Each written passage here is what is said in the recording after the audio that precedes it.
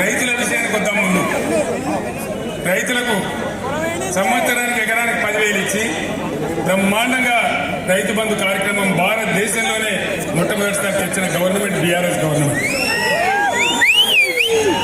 ఒక సంవత్సరం లోపలనే మంచిగా చేసి చెడిపోయిన కరెంటును మంచిగా చేసి 24 గంటలు కన్ను రెప్పపాటు కూడా పోకుండా బ్రహ్మాండంగా కరెంట్ ఇచ్చుకున్నాం, నీళ్ళు ఇచ్చుకున్నాం.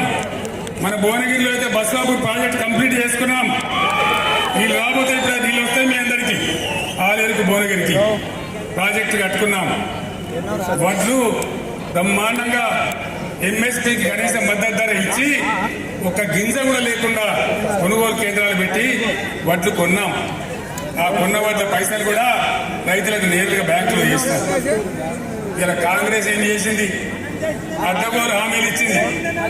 అడ్డగోలు హామీలు ఇచ్చి కేసీఆర్ 10,000 ఇస్తాడు కదా, మేము 15,000 ఇస్తాం. కేసీఆర్ 1,00,000 మాఫీ చేసిండు కదా, మేము 2 లక్షలు మాఫీ చేస్తాం చెప్పిందా? రైతు బంధు అందరికి వచ్చిందా?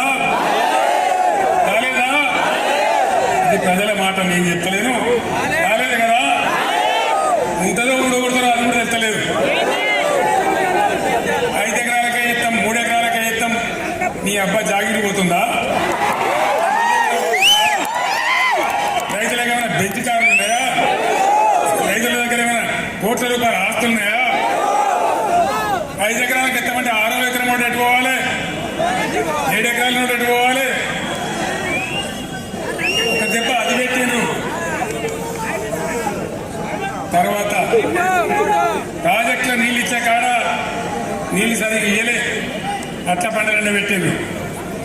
మంచిగా నడిచిన కరెంటు నాశనం చేసి రోజు ఎప్పుడు పోతో ఎప్పుడు వస్తుందో మళ్ళా ఆ పరిస్థితి తెచ్చి మొత్తం పొలాలనే పెట్టినారు. మాయమైపోయిన బోరు బండ్లు మళ్ళా ఊర్లలోకి వచ్చినాయి.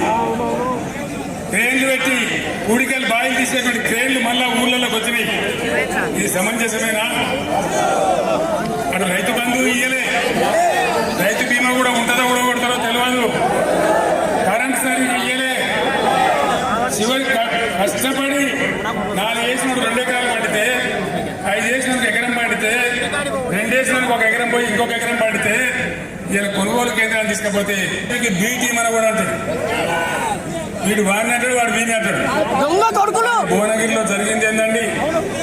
భువనగిరిలో బీజేపీ కాంగ్రెస్ 2 మిలాఖత్ అయిపోయి మున్సిపల్ బీఆర్ఎస్ చైర్మన్ దించేసి కాంగ్రెస్ వాడు చైర్మన్, బీజేపీ వాడు వైస్ చైర్మన్.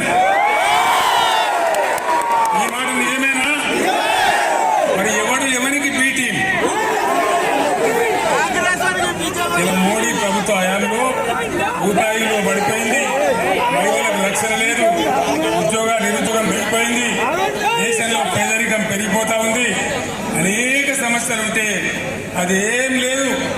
అక్షంతలు కలపాలి, కీర్తం పుచ్చుకోవాలి, పులిహోర ప్రసాదం తినాలి, ఊరేగింపు తీయాలి. అంతేనా? ఈ అక్షింతలు, ఈ పులిహోర, ఈ తీర్థాలు, ఈ కాషాయ జెండాల ఊరేగింపు మన కడుపు నింపుతుందా? మన పొలాలకు నీళ్ళు తెస్తుందా? ఇదే నరేంద్ర మోడీ ఏం చేసిండు? కేసీఆర్, నువ్వు తెలంగాణలో ప్రతి బోర్కు మీటర్ పెట్టాలి, పెట్టకపోతే నేను దించేస్తా, కొడతా, నీ ఇమ్మేల కొంట, నీ రాష్ట్రానికి వచ్చే 25,000 కోట్ల రూపాయలు ఇయ్యా. ఇది బీజేపీ దందా. నేను అసెంబ్లీలో మాట్లాడలేదా? నేను చూడలేదా?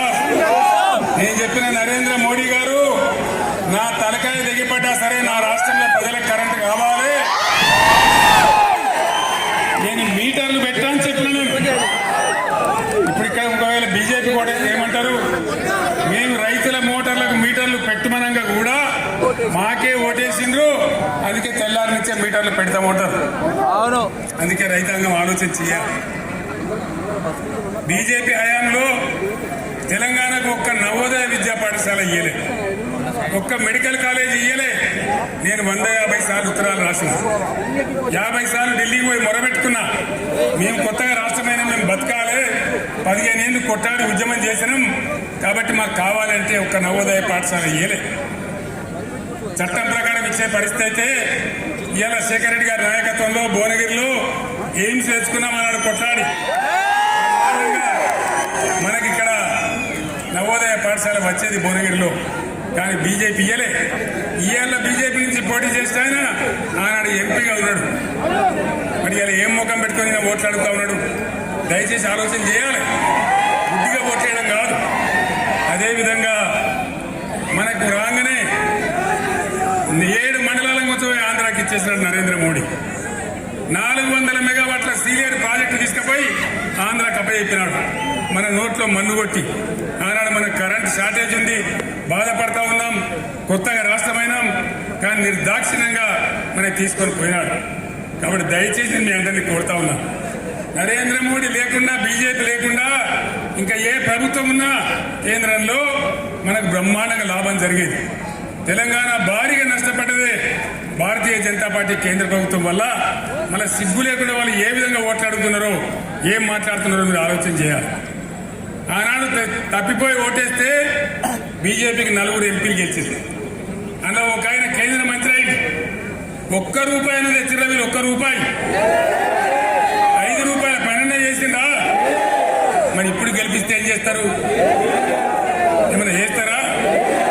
ఏం లేదు. ఇక పసుపు కలప, బియ్యం కలప, అక్షంత కలప, పులిహోర వండ, 10 మందికి పెట్ట, ఓట్లు దొబ్బ, అంతేనా? యువకులకు నేను ముఖ్యంగా మనవి చేస్తా ఉన్నా, మా వయసు మీరిపోతా ఉంది. ఈ తెలంగాణ మీది, భవిష్యత్తు మీది. ఈ రాష్ట్రాన్ని ముందుకు నడిపేది మీరు. ఆలోచన చేసి బుద్ధితో ఏం జరుగుతా ఉంది ఈ పార్లమెంట్ ఎలక్షన్ లో, ఎవరు గెలిస్తే ఈ రాష్ట్రానికి లాభం, ఎవరి వల్ల మనకు మేలు జరుగుతుంది అనేది ఆలోచన చేసి చేయాలి.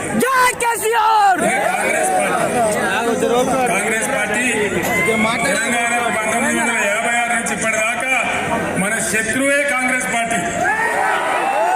ఉన్న తెలంగాణను ఊడగొట్టి ముంచిందే కాంగ్రెస్ పార్టీ. 58 ఏళ్ళు గోసపడ్డం. భువనగిరి ప్రాంతం, ఆలేరు ప్రాంతం, జనగామ ప్రాంతం ఎంత గోసలో ఉండే. నీళ్ల వ్యాపారాలు ఉంటుండే, ట్యాంకర్లు ఉంటుండే, బిందెలు పట్టుకొని మోసడు ఉంటుండే. ఎన్ని బాధలు అనుభవించాం 58 ఏళ్లలో. వలస పోవడం, పట్నం పోవడం, ఆటో నడుపుకోవడం, మన వ్యవసాయాలు మూలకు పెట్టడం, అనేక రకాలుగా బాధలు పడ్డాం.